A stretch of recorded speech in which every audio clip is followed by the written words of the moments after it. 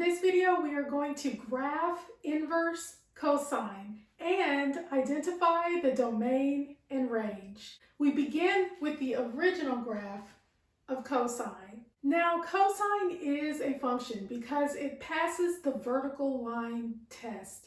That means if I draw any vertical line to the graph, it will only intersect the graph one time.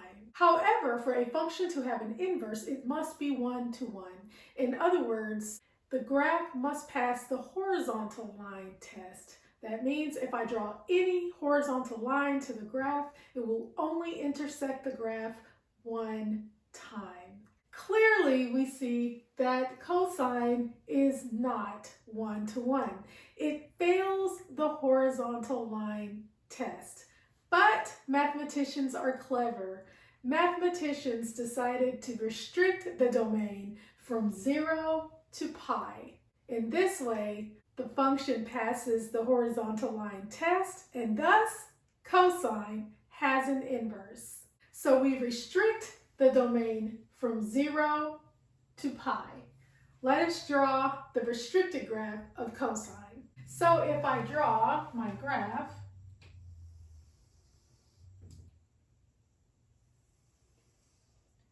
here we have pi over 2, and we have pi, and we have 1 and negative 1. And we're going to restrict the domain from 0 to pi. So I'm just going to draw just the part of the graph from that domain.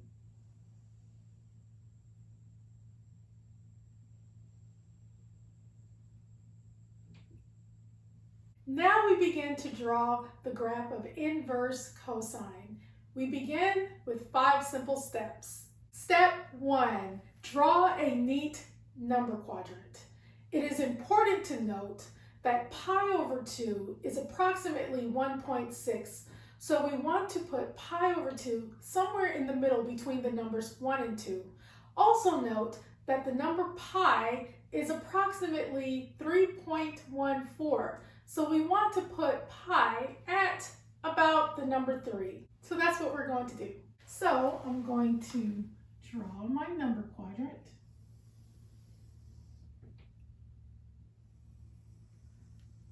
And I'm going to put 1, 2, and instead of 3, I'm going to put the number pi. And I'm going to put pi over 2 in between the numbers 1 and 2. Similarly, I'm going to say 1, 2, and instead of the number 3, I'm just going to put pi, and I'm going to put pi over 2 in between the numbers 1 and 2. And here we have negative 1 and negative 1. And that's enough for this graph. Step 2, draw the line y equals x.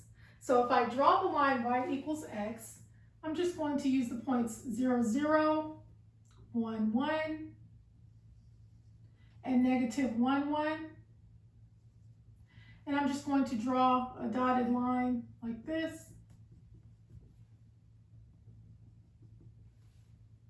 This is the line y equal x. Step 3, draw the restricted graph of cosine. So we see that we have the points 0, 1 on the graph, so 0, 1. We also have the points pi over 2, 0. I'm going to write that down. And we also have the points pi negative 1. I'm going to go ahead and put that on our graph. So we have 0, 1.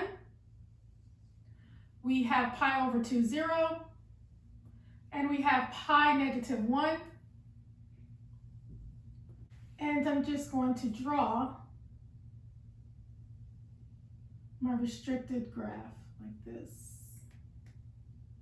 modeling what we have here.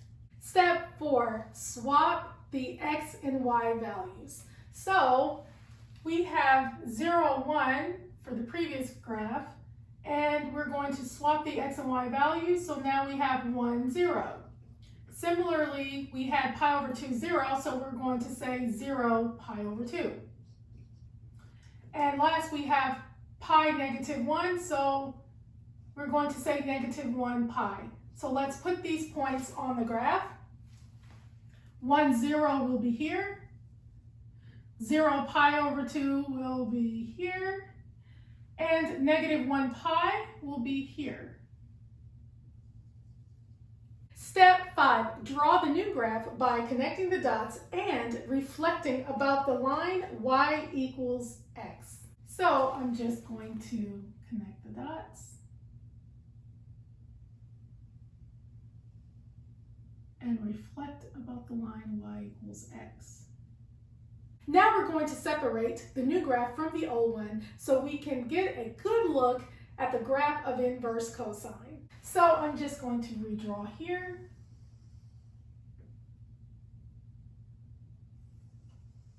And we have 1 and negative 1. And here we have pi over 2 and pi.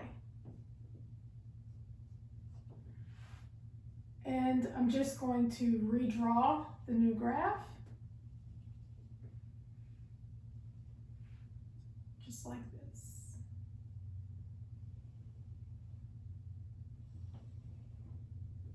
Now it is easy for us to identify the domain and range of inverse cosine. The domain of inverse cosine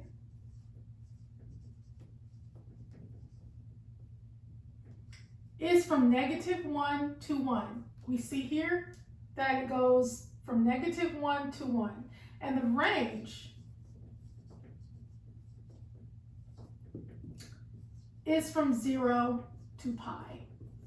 Looking at the graph, 0 to pi. Now, if you were to look at that on a circle,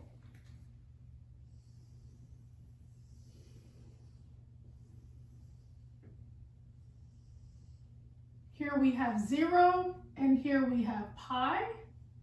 And what we're looking at is the upper region of the circle,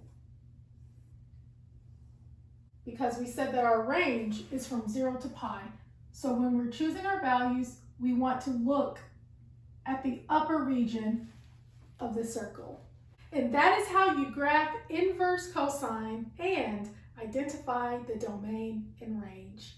Thank you for watching, and always remember that you are awesome.